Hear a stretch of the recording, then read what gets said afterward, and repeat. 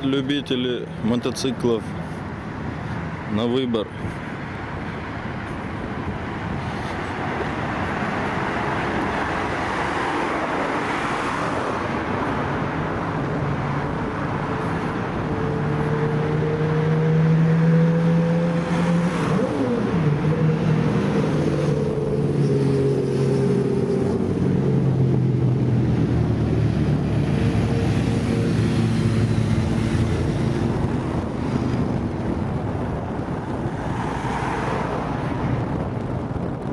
Suzuki, Honda, Suzuki, BMW, Honda, Ducati,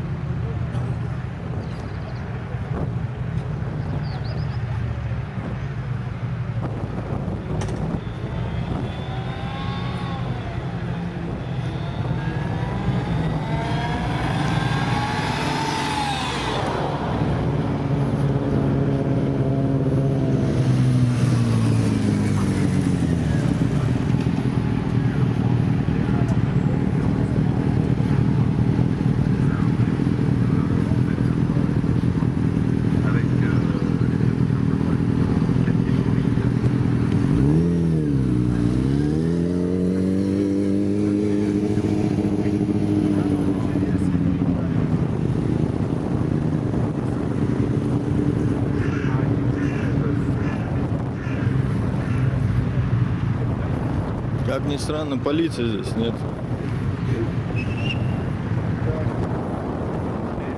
Ни одного человека.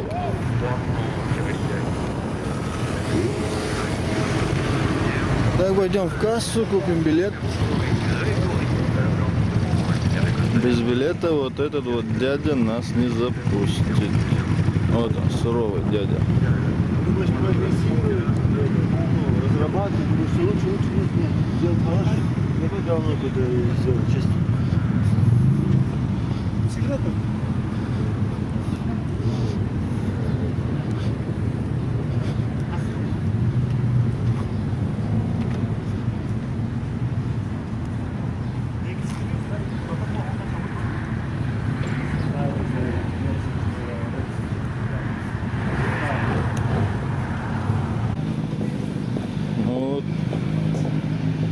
Билет стоит 15 евро.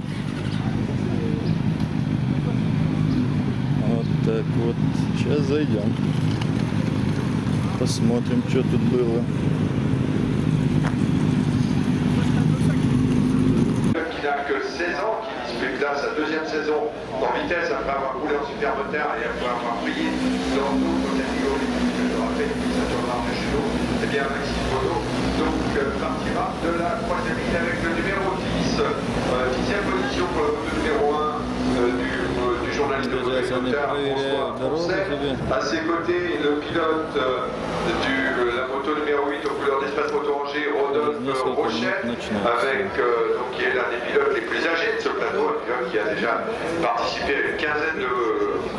Cette sixième ligne est complétée par la numéro 83. Il s'agit de Amandine Miara, aux couleurs de Femme Photo. Et enfin, pour compléter cette grille de départ, le numéro 19 de Cyprien Schmitt, donc sur la 7e ligne à côté du 58 Humbert. un vert rose aux couleurs de Motosplit. Damien Silva est lui aussi sur la 7e ligne. Enfin, Arthur Kral complète cette grille de départ avec la moto numéro 29. Arthur Kral qui découvre aussi la pratique sur circuit. Ils vont partir pour 12 tours.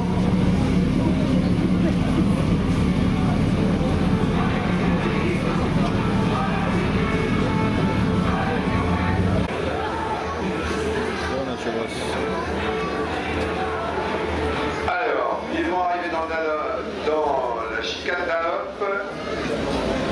Attention, il y a quelques pilotes très chauds, quelques dans ce peloton. Mais ça passe sans encombre, et on redescend vers le virage de la Chapelle. Difficile d'identifier de là où nous sommes. Devant Fabien Luciana, Romain Gessner pointe en 6e position devant Rodolphe Rochet, auteur d'un excellent départ. Le pilote de la moto numéro 8, Maxime Bonneau, quant à lui, pointe au 8e rang devant Super Schmitt et Jérôme Carrère. Sur la Super Schmitt n'était pas de grille et déjà remonté au 2e rang. Les hommes de tête dans le virage de la Chapelle et toujours un écart aussi élevé. Et on va observer aussi ce qui se passe derrière à 2 secondes, puisqu'on a constaté que Randy de la Vega hier a été capable de revenir sur la tête de la course et que Fabien Luciana le forçait pour revenir sur les hommes de tête. Fabien Luciana est à 4 secondes 6. Ça va être compliqué pour le pilote du MS Cournevien. Fabien Luciana qui compte 5 dixièmes sur Romain Gessner. Devant Maxime Bonneau, Super Schmitt et Jérôme Carrère.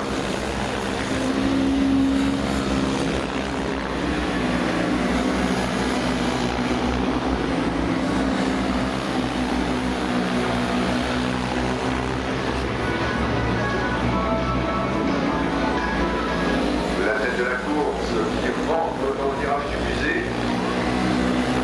Et Dorian Laville qui tente de reprendre la 2e place. Il semblerait que Randy de la Vega est pratiquement revenu au contact. Он еще назад смотрит. Как я Un так. groupe de 4 maintenant en tête de la course et derrière.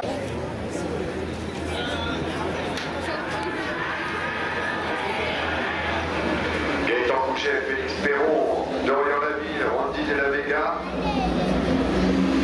Fabien Luciana est maintenant à 6 secondes 4 devant Romain Gessner et Rodolphe Rochet.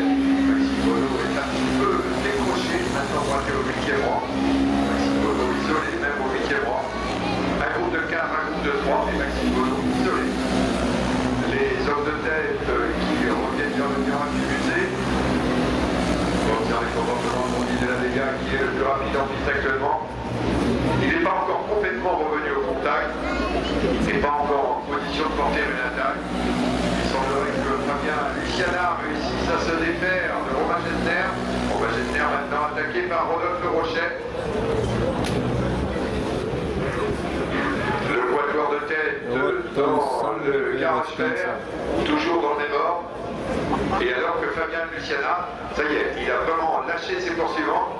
Alors Fabien Luciana est passé devant nous avec 6 secondes et 485 millièmes d'avance de retard, plus exactement sur Gaëtan Couchet. On va observer l'évolution de cet écart, puisqu'en effet, je répète, hier Fabien avait vraiment effectué une superbe fin de course alors que les autres...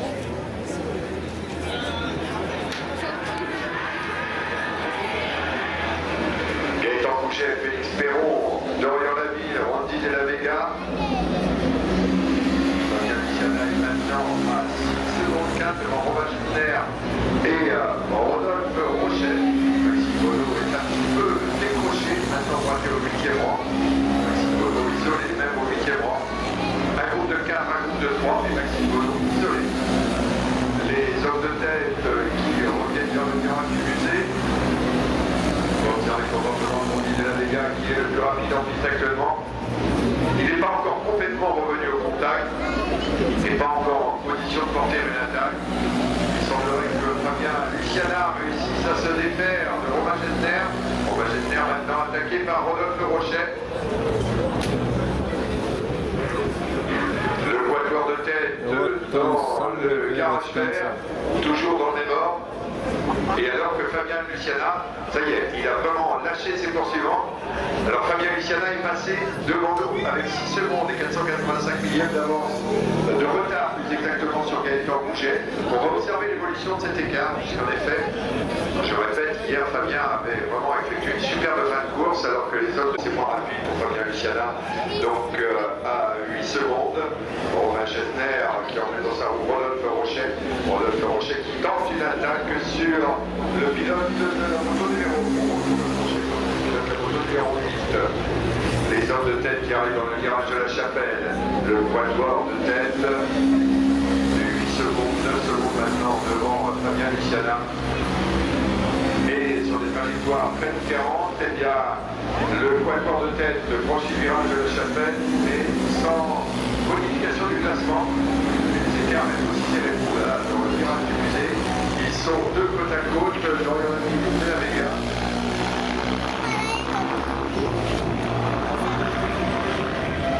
Freinage maintenant du garage vert. Et il semblerait qu'on ait changé de leader. C'était Gaëtan Bouget, le numéro 68.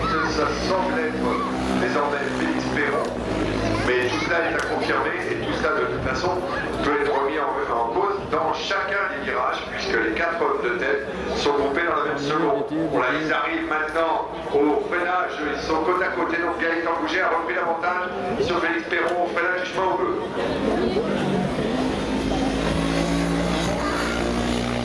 Suspense cet après-midi, tant mieux, Félix Perron 23. Chemin au bleu, et c'est toujours Gaëtan Bouget qui est en tête, mais De La Vega a priori va réussir à prendre la deuxième place.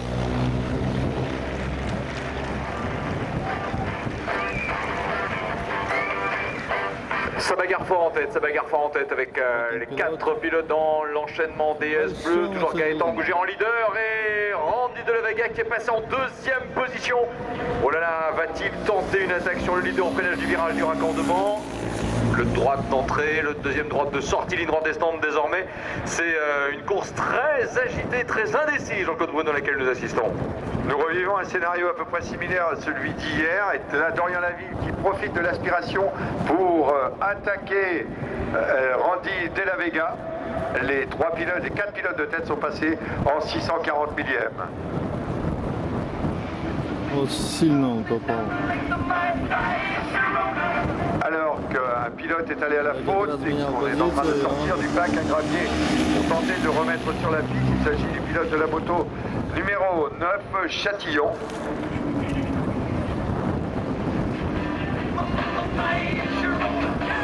Châtillon donc, qui disparaît du classement. Voilà, qui fait les affaires de ceux qui le suivaient immédiatement et donc qui nous change un petit peu le top 15. Donc ça s'intéresse à ce qui se passe devant, et ce qui se passe devant, eh bien, c'est toujours ce groupe de 4 pilotes avec un De La Vega de plus en plus incisif. Il va maintenant se montrer menaçant sur le leader de la course. Depuis le départ, Gaëtan Bouget, 12 tours au programme de cette course. On va bientôt en finir avec le 8e.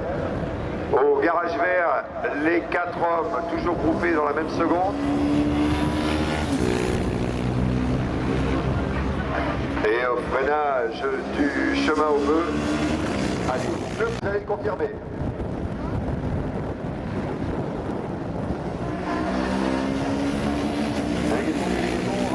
Ce sera dans un petit instant. Voilà que nous allons. Oh là là, 2 pilotes de front. J'ai le sentiment que Gaëtan Bouget repassé devant. Il faut simplement revenu en deuxième position. La 3e place pour Randy De La Vega. Voilà ce fameux quatuor infernal qui attaque la ligne droite descend, Jean-Claude Bruno. Et c'est à vous de nous dire ce qu'il en est des places. Parce qu'il en est des places, effectivement, ça change. Voilà, De La Vega, Perron, c'est groupé en 660 millièmes. C'est comme ça qu'on aime la course moto. Ça change de virage, de leader, ça change de position pratiquement dans chaque virage. Et là, nous sommes à 4 tours du drapeau à damier. Et donc, avec 660 millièmes d'écart entre les 4 premiers pilotes classés, eh bien, il y a malin qui peut prédire une circuit finale. Et les hommes de tête dans le virage de la Chapelle. C'est pas nécessairement le virage où on est en mesure de porter le plus d'attaques. Et effectivement, le quatuor de tête qui reste dans le mémoire, avec un Félix Perron un tout petit peu décroché. Est-ce que Félix va pouvoir revenir au contact dans le virage du musée? Non, pour l'instant non. Et donc,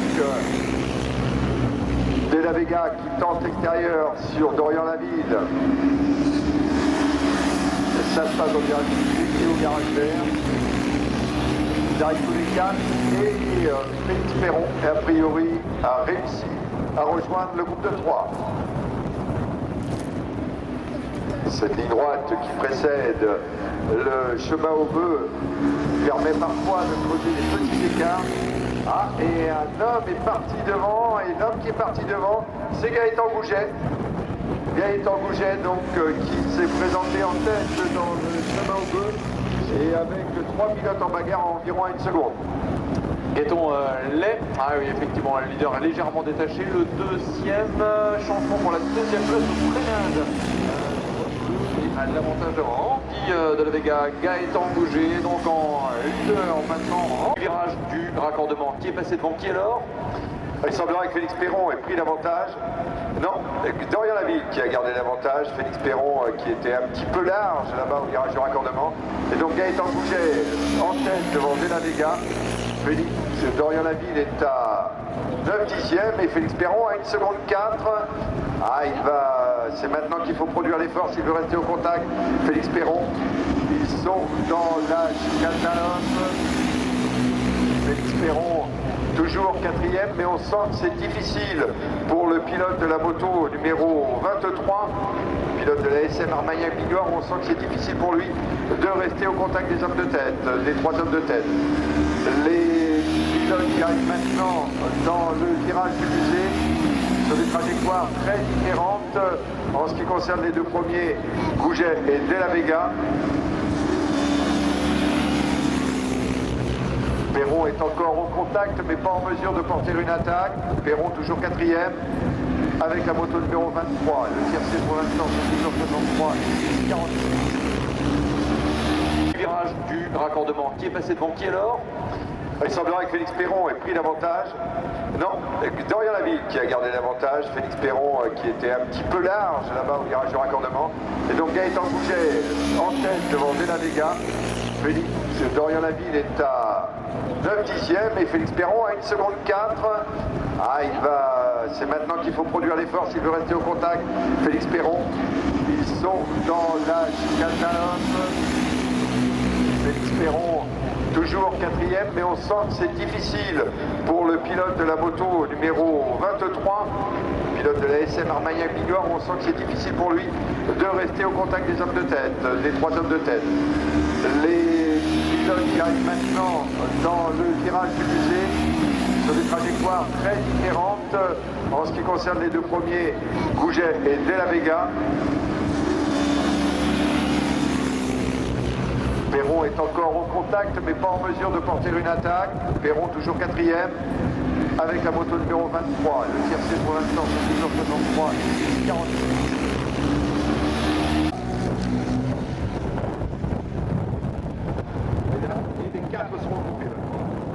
La ville devant, Gaëtan Gouget et Randy De La Vega, qui est le